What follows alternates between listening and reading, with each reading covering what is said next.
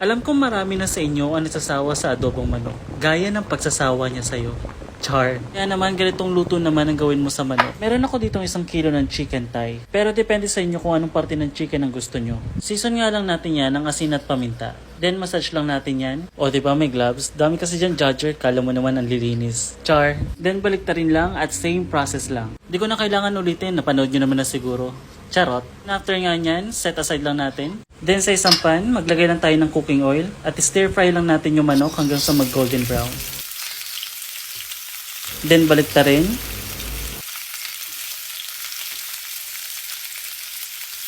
Dahil golden brown na, remove lang natin from the pan.